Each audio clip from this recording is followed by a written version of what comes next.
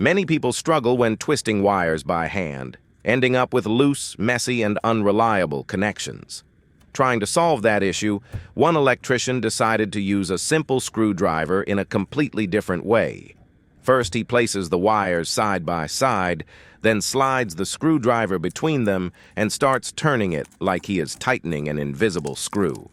That is when the surprising part happens. The wires begin twisting with incredibly even pressure, creating a splice that becomes much tighter, more compact, and far stronger than rushed wire connections. At first, it looks like another strange workshop trick, but once the result appears, people are genuinely impressed by the almost professional finish. A simple, creative, and highly effective technique that grabbed attention because of its practicality and impressive strength.